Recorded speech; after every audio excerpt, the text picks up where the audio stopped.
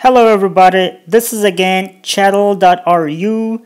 Sizler менен бүгүн, жакшысыңарбы сиздер менен бүгүн дагы бир жолу, дагы бир чакты үйрөнөлү. Бул чак башка бир чак, кандай чак? Did you do anything yesterday? Did.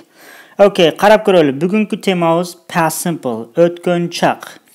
Бул past simple көп өткөн чактар бар, ошолордун бирөөсү past simple.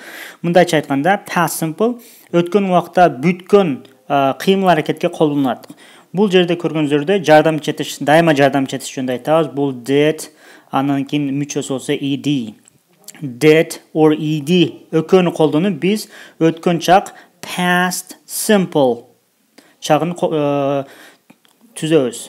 Мисалы, past simple ошол 12 чактын кайсыл жеринде жайгашкан карап көрөлү сиздер менен. Мына көргөнүздөй past simple'ды алып келдик. Past simple кайсыл жерде жайгашкан? Past simple могул жерде жайгашкан. Көргөнүздөй past simple бул жерден past, бул жерден simple, past simple.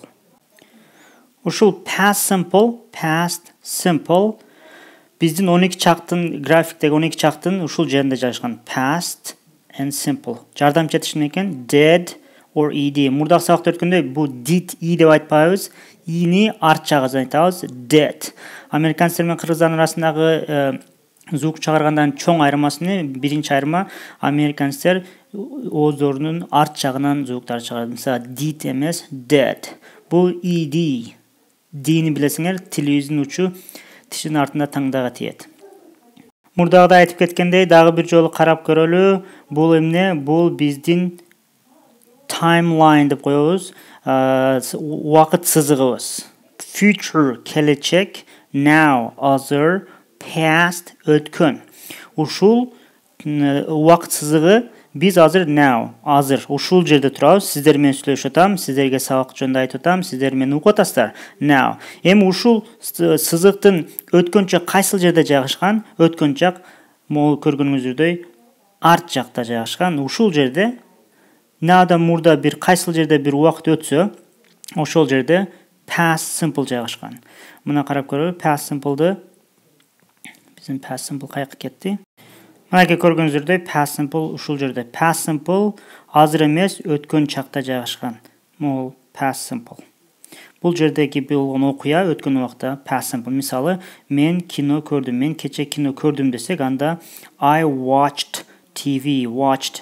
Мен кино көрдүм. Көрдүңүздөр, past simple ушул жерде жайгашкан. Биз бул жерде азыр сүйлөшүп атабыз. Бул жерде past simple. Past simple'ды качан колдонсо болот? Бир кыймыл аракет өткөн убакта болсун. Мисалы, 2 мүнөт мурда болушу мүмкүн, же кече болушу мүмкүн, өткөн жылы болушу мүмкүн, өткөн кылымда ушинтип ар жак карап кете берет. Болгон өткөн убакта бүткөн кыймыл аракетти past simple менен колдонобуз. Өзгөчө качан биз качан же саат канчада деп суроо бергенде сөзсүз past simple колдонобуз. What time did you go to work? Саат канчада ишке бардың дегенде what time did you go to work? Эми бул жерде карасак past simple'да дагы 4 түрдүү сүйлөм түзөбүз. Биринчи түрдүү сүйлөм positive sentence. You worked yesterday. Сен кече иштедиң. You worked yesterday. Көргөнүздөр ed, ушул ed'ни колдонуп өткөн чакты колдондук. Өткөн чакты түздүк. Өткөн чактын сүйлөм түздүк. You worked yesterday. Көргөнүздөр бул эмне экен? Positive sentence. Positive sentence'ден жай сүйлөм өткөн чак болсок, you worked yesterday. You worked yesterday. Эми кийинки түрдүү сүйлөм карасак кайсы болот? Кийинки түрдүү сүйлөм карама каршы сүйлөм. Карама каршы деген эмнени билдирет? Not. Мында карасак, you did not work yesterday. You did not work yesterday. Айырмасы эмне экен? You worked yesterday, you did not. Бул жерде not бар, анан did колдондук. А бул жерде ed жардамын колдондук. Бул жерде did колдондук. Жөнөкөй сүйлөмдө гана did колдонулбайт, калган убактарда did колдонулат. You did not work yesterday. Бул кайсы сүйлөм экен? Бул көргөнүздөрдөй negative sentence. Карама каршы сүйлөм. Эми үчүнчү түрдүү сүйлөм билгениңиздерде эмне? Суроолуу сүйлөм, суроолуу жай сүйлөм. Бул positive question sentence кантип курат экенбиз? Did you work yesterday? Did you work yesterday? Ушул you did you work yesterday? Сен кече иштедиңби деген суроолуу сүйлөмдү түзүш үчүн бир суроо берейин сиздерге. Мындай кылсак болобу? You did могул жерде you did work yesterday. You did work десек, анда идин алып салалы. You did work yesterday. Неге идин алып салыш керек? Айткандай did. Did болот же иди экөөнүн бирөөсү. Эгер did болсо иди колдонбойт. Биз бул жерге азыр did дегенди алып келдик. You did work, анан идин алып салдык yesterday. Ушундай сүйлөм туурабы, туура эмеспи? You did work yesterday туура. Буну качан колдонобуз? Буну биз эгер мисалы бирөөгө айтсак, сен иштедиңби деп сурасак, ал иштедим десе, биз ишенбесек, I worked yesterday dese, I worked yesterday dese, ишенбедик. Ал өзүнү акташ үчүн же баягындай күчтөндүрүш үчүн, ооба, сен иштедиң деп айтыш үчүн you did work yesterday. Сен иштедиң, сен чынында эле иштедиң. Эми көргөнүңүздөрдү, ушул жерде did алып келдик. Бундай сүйлөм болобу экен? Албетте болот, бирок мааниси ал жерде тууралыгын айтыш үчүн болот. Эми ушул did деген сөздү биз эмне кылабыз? Астына алып келсек, you'нун астына алып келсек, анда мисалы ушул did'ти могул жерге астына алып келсек, көргөнүңүздөй did астына келип суроолуу болуп калды. Дагы бир жолу айта кетсем, ушул жерде you did work yesterday туурабы? Туура. Неге дегенде ал жерде баягы тууралыгын билдириш үчүн колдонот. Жөнөкөй убакта биз you did work деп айткан кереги жок. Жөн эле you worked yesterday деп айтабыз. Суроолуу сүйлөм. Did you work yesterday? You'дан мурда d келсе, американецтер g деп айтат. Жөнөкөй сүйлөгөн американецтер did you work yesterday? Did you work yesterday? Ушинтип сүйлөйт. Төртүнчү түрдүү сүйлөмдү каралы. Төртүнчү түрдүү сүйлөм бул negative question sentence. Negative question. Question дегенде эле жардамчы этиш не кылыш керек? Астына алып келиш керек. Did. Question дегенде. Negative деген not'ты билдирет. Көргөнүңүздөрдөй, did you not work yesterday? Did you not work yesterday? Бул кандай сүйлөм экен? Бул negative question sentence.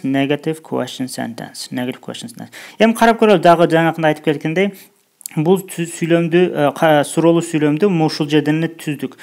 Did'ти көрүп атасыздарбы? Ушул did'ти астына алып келсек, мындай көргөнүңүздөр, бул жака астына келсе, did you not work yesterday?